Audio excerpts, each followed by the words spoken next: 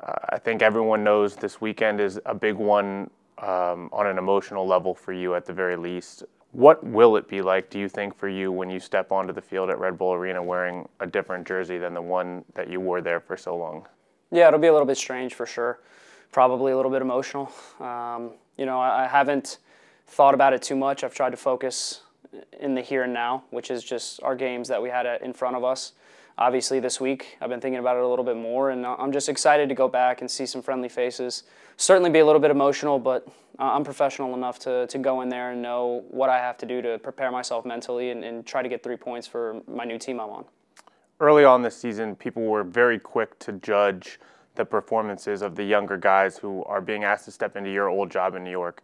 You actually came out on social media and said, hey, why don't you give these kids a chance? I would guess that there might be temptation from some people to look at this one game and look at the result and say, let's judge the trade. How would you respond to people that may be tempted to do that? To judge a trade, a big trade, on one game would probably be unfair. It would be unfair to the Chicago Fire, it'd be unfair to the New York Red Bulls.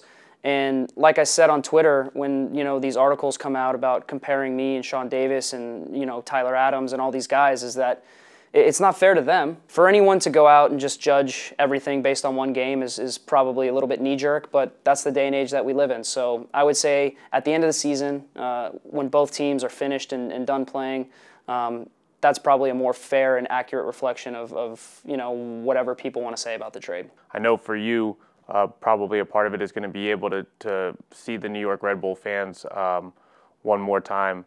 How important will that moment be for you? I think I earned their trust and respect, and in return they earned mine because they were fantastic. They supported me throughout my whole time there.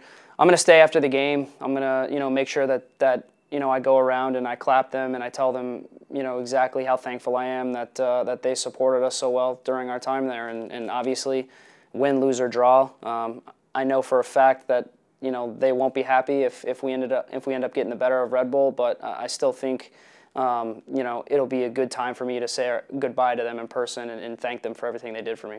How much have you settled into a new place and a new role, and especially now as you go into these challenging road games, I'm sure you start to feel that a little bit more, how far you still have to go as a team and where you're starting to reach certain milestones that you want to hit chemistry-wise. Yeah, I mean, it's important. It's important for the older guys on our team and the leaders of our team to really start, taking shape. I'm happy with the way I've started the season, but I know that I can still take it to another level. I know Juninho can still get to another level, and I know Bastian has said himself, he's not even 100% fit yet. So I think once all our players reach the peak level that they want to get, this team is still coming together. It's still early, but I think we're excited about the direction of the team. You know those guys really well. You know Sasha's strengths and Felipe's and Bradley's.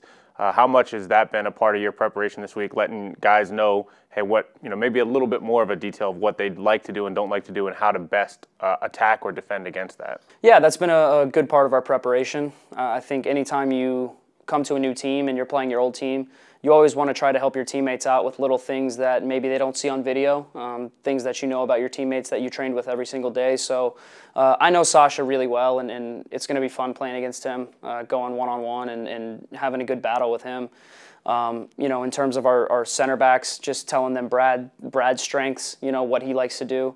Because of the knowledge that I have about that team, I certainly think that helps us, but at the end of the day, I don't think that's going to be the determiner of who wins or loses this game. Red Bull's very good at what they do. They have a good team. They know how good they are at home. So if we can on the day be sharp and if we can finish our chances, I think that we have a recipe to go in there and not only give them a good game, but come out with a good result that we want.